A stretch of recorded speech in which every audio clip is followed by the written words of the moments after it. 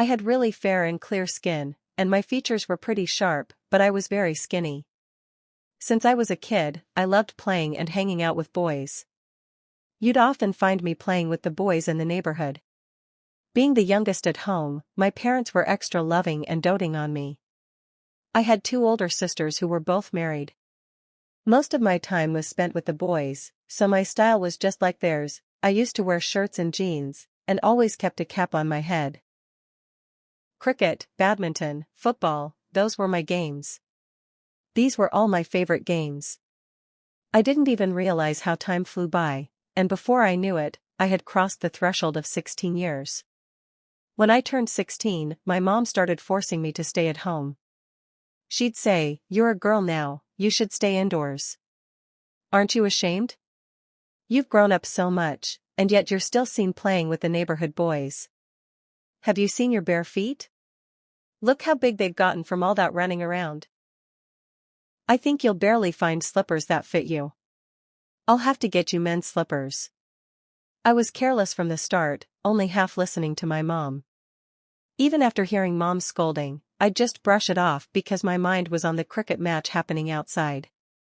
I begged her, "Please, just let me play this one last time," but she wouldn't listen.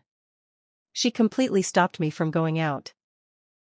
So, I'd just go up to the roof and fly kites, or I'd head over to a hill's roof and complain to his mom about how I was being kept cooped up at home like a prisoner.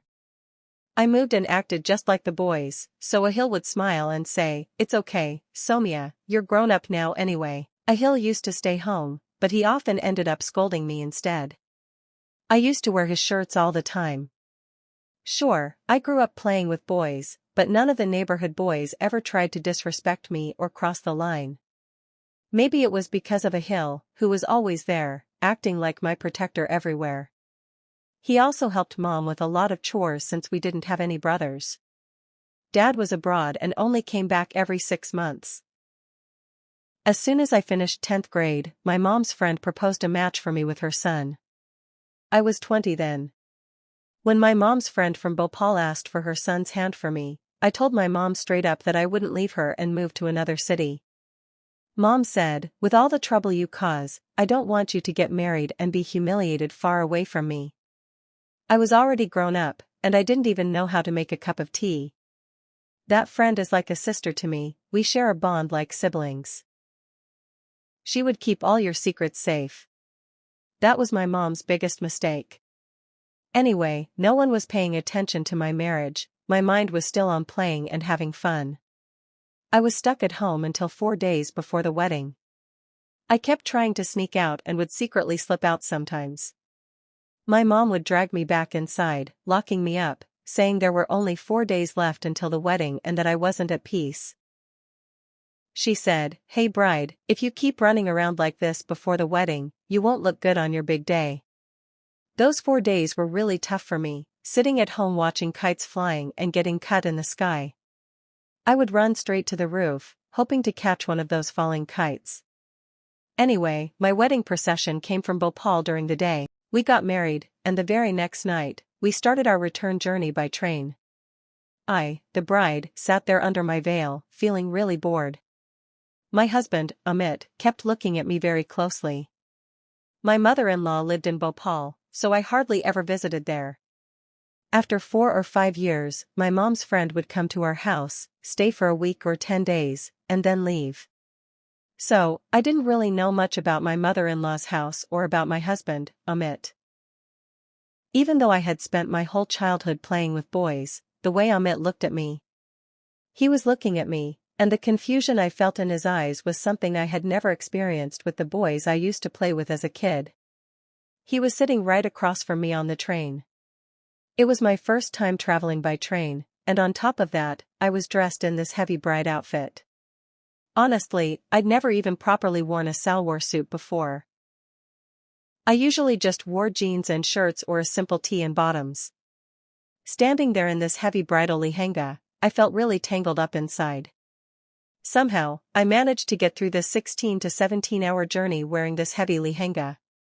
Before going to sleep at night, I had definitely taken off my earrings. After reaching Bhopal, my mother-in-law got my makeup redone by a girl from her neighborhood. I was exhausted and barely awake because I hadn't slept well on the train. I'm usually a deep sleeper. Whenever I get sleepy, I can't wake myself up no matter what. So, I didn't even wait for my husband to come to the room, I just rested my head on the pillow and fell asleep.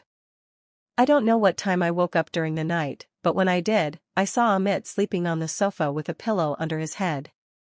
Seeing that, I felt really embarrassed. I should have waited for him. Anyway, I glanced at the clock, it was 3 a.m. I was starving. Since I arrived, my mother-in-law just made me have some snacks and then sat me down in the room. As soon as I got in, I lay down and fell asleep. I wanted to get up and leave the room to find something to eat or drink, but as soon as I put my foot down from the bed, I don't know what I hit with my foot, and I almost fell. I let out a little scream but quickly caught myself. I almost fell but managed to catch myself.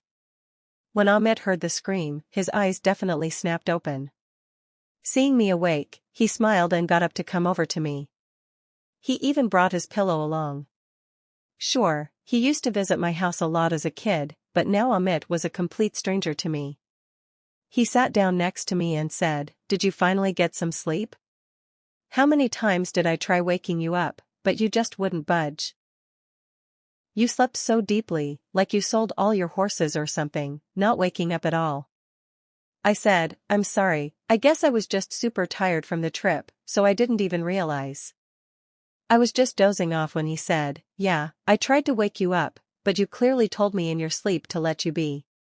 He took a deep breath and looked at me sideways.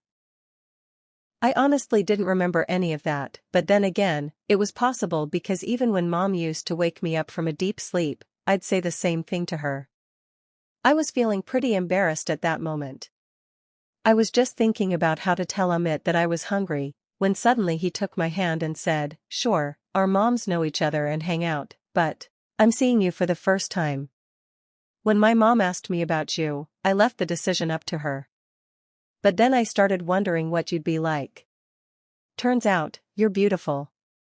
I have no doubts about my mom's choice, in fact, I'm happy she picked such a gorgeous girl for me."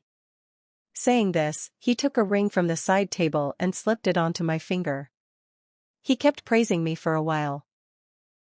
Everything felt so new and unique to me because until now, the boys I used to hang out with just treated me like one of the guys. Never like this. We didn't really talk much, so hearing Amit praise me felt really good.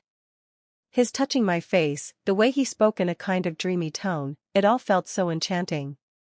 Then suddenly, he looked at my hands and went quiet for a moment. He said, "Why are your hands so big and thick? Why don't they look pretty like girls' hands?" He let go of my hands and added, "I really don't like that masculine-looking girls." I looked closely at my hands. Maybe it was true, I never really liked growing my nails or taking care of my hands like girls do. Someone cared, so my hands got really rough, and all the time the boys' games had become heavy and intense. He got up from the bed and walked over to the wardrobe. Opening it, he handed me a black dress and said, "Go on, wear this and come." I was already tired of these heavy clothes, so I thanked him. But when I went to the washroom and saw the clothes, it was a very thin, delicate net nightgown. Still, feeling shy, I put it on. I was really nervous wearing it. When I came back into the room, Amit was right there, holding a bottle of perfume and spraying it on himself. He smiled when he saw me and came over, started spraying on me, saying he really liked the scent of this perfume. Then he pulled me close, holding me tight. He began whispering sweet things, his eyes roaming all over my body, and I felt really shy because it was the first time I'd ever experienced such looks. After a little while, he wrapped me in his arms, his hands exploring every part of me, but then they suddenly stopped at one spot. Out of nowhere, he stepped back from me, his face changing expression all of a sudden. He had changed, and I couldn't figure out what was wrong with him. He immediately left the room. I waited for him for a long time, but he didn't come back. I just didn't understand what had happened to him.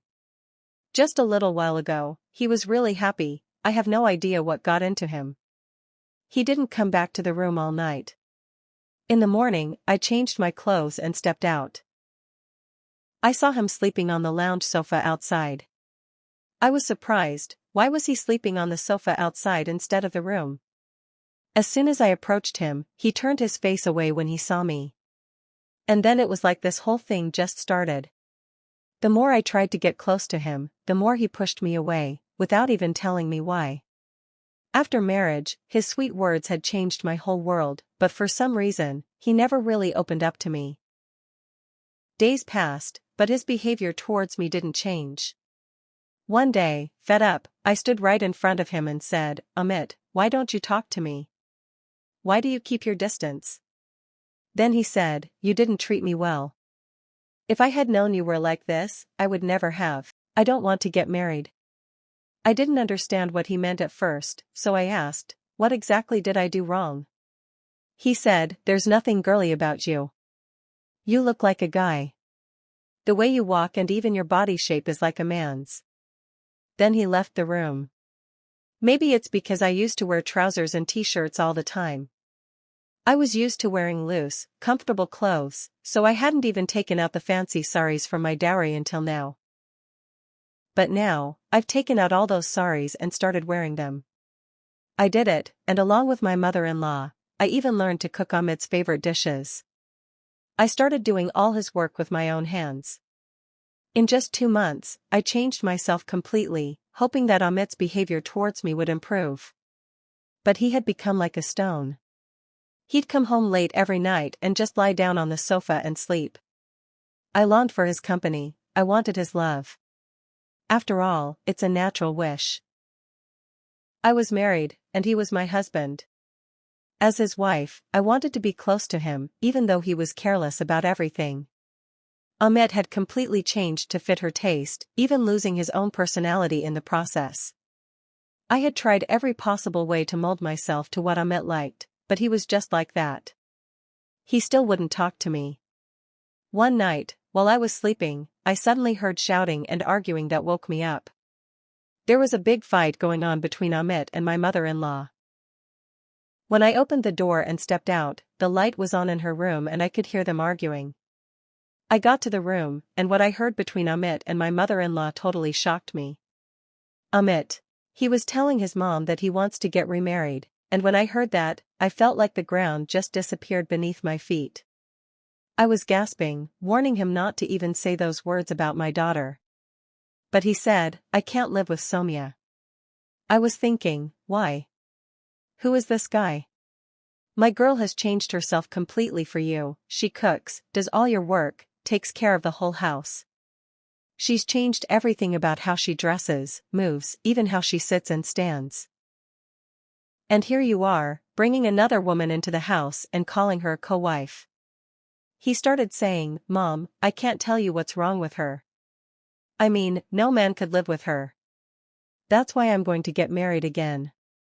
Soumya said, "I'm even ready to give her a divorce if you want, and if she wants, she can live with me under my name. I don't care."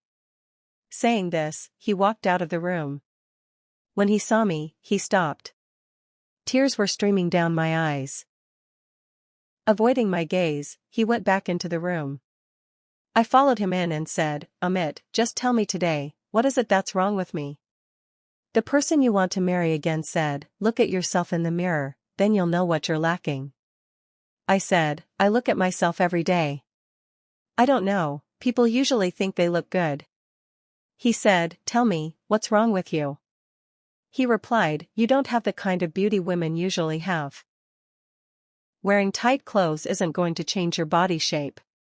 Stand alone in front of a mirror sometime, your chest is completely flat, just like a man's. When I come near you, it feels like I'm with a man. I'm right here, and you matter to me. But being around you feels suffocating. Touching you doesn't make me feel anything good, and my heart doesn't stir with any emotions. I don't feel like coming near you, and seeing you doesn't upset me. I can't be with you." When I heard what she said, I was left speechless. What's worse humiliation and disrespect for a woman than that? The words Amit used to describe what he thought was wrong with me were beyond my control. The insult he gave me made me cry all night. The next day, my mother-in-law said to me, "Since you got married, you haven't visited your parents' place. Why don't you go stay at your mom's for a few days?" I replied, "Mom, if I leave, Amit might marry someone else." Hearing this, my mother-in-law said, "I'll talk to him. You're always taking care of everything on time, that's why he doesn't value you. When you're not around, he'll realize what he's missing and then he'll appreciate you." I thought my mother-in-law was right, so I went back to my mom's house. It had been 6 whole months since I came from Bhopal to Delhi. I was completely changed when I got home, and I broke down crying, hugging my mom. She understood that I was sad because I had been away from her for so long. It had only been an hour since I got back when all the boys from the neighborhood, who were my age, came to see me. But this time, I kept my distance from them because my mindset had changed. One of those boys was Ahil, who was my closest friend, and he had come to see me too. I was laughing and chatting with everyone, but deep down, I was really worried about Amit. Everyone was ignoring me, busy in their own conversations. Only one Ahil was quiet, just staring at me. When everyone left, he came and sat beside me. He said, "What's wrong, Soumya? Why do you look so sad?" I said, "No, I'm really happy." But even as I said that, my words got a little choked up. He looked closely at my face and eyes and said, "Yeah, I can see it. We've known each other since childhood, played together, laughed together, and even cried together. So don't lie to me. If your husband said something to you, just tell me." Sahil said, "Just give me a signal once, and watch how I set that guy straight." He rolled up his sleeves and told me that. I said, "Speak respectfully, he's your brother-in-law."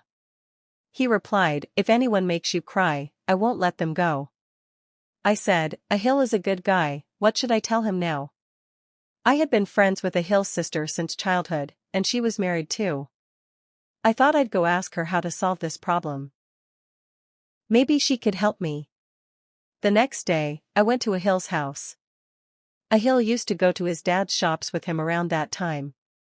There were several clothing shops in the market, and he used to manage them along with his dad, so he would only come home in the evening. I had gone home around noon because if Ahil was there, he would hover over me all the time. Ahil's sister was really happy to see me and started asking about my married life.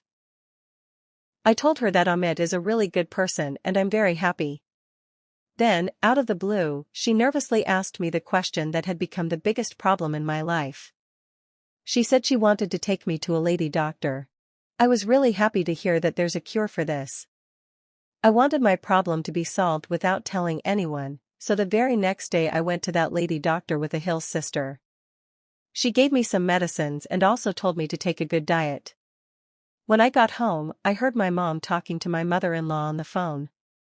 I took the phone from my mom and started talking to my mother-in-law myself. I asked her about Amit. She said, "I'm trying to make him understand every day, but he's just not willing to listen. Don't worry, I'll convince him. You just take care of your health." I was really worried. The lady doctor had given me some medicine which I was supposed to take after eating, but after talking, I lost my appetite. I thought Amit must have felt my absence and missed me, but he was just the same. I ate only a few bites and took my medicine. After taking it, I started feeling strangely restless, a sharp pain began in my chest, and my chest felt heavy. Maybe it's my problem.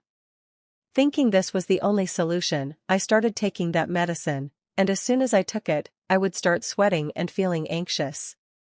But I was doing all this for Amit's sake. One time, Amit called me. It was the first call I got from him since I came to Delhi. I quickly picked up, thinking maybe he missed me, that's why he called. But he said, "The way you're playing games with me isn't right. My mom is even more upset with me because of you. I won't leave her. I don't know what kind of tough girl you are. My mom has put some kind of spell on her because she only sees all the good things in the world in you. If you want to stay with me, get some help. I'm giving you just 15 days, or else I'll send the divorce papers. Even if my mom kicks me out after that, I'll ruin you too." Saying this, he hung up the phone, and I started crying, repeating Amit, Amit over and over, begging him not to do this to me. As soon as he hung up and turned around, Ahil was standing behind me with his arms crossed. Seeing him, I quickly wiped my tears. He said, "Your husband's." My phone rang, and I said, "Yeah?"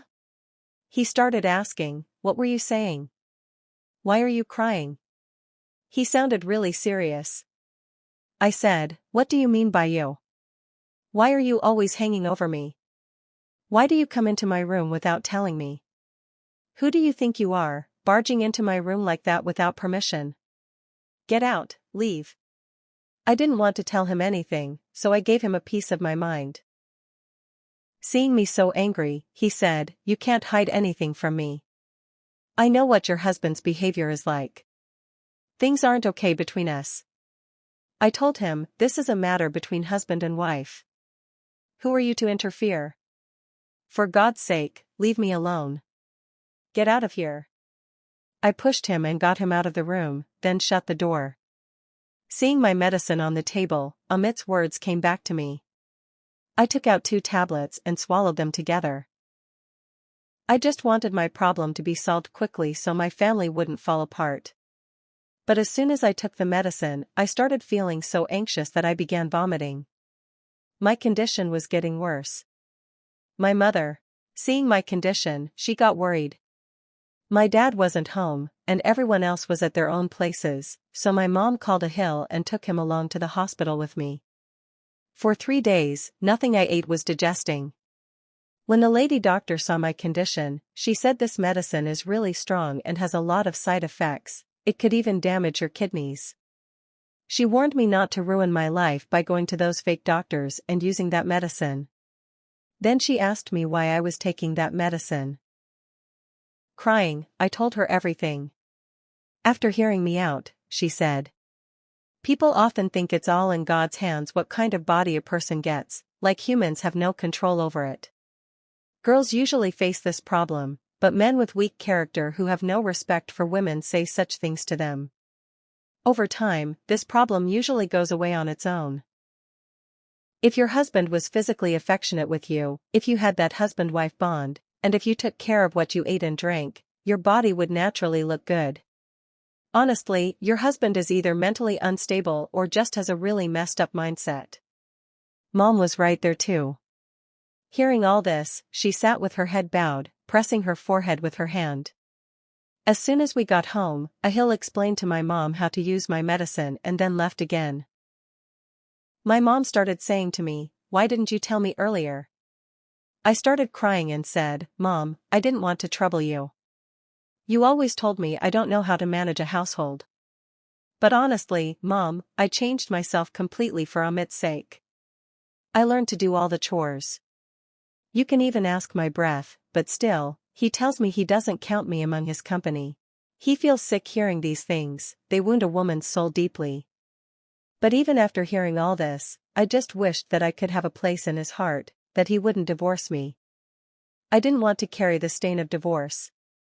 I kept crying as I said all this, and tears were streaming down my mother's face too. The next day, my mother talked to my mother-in-law.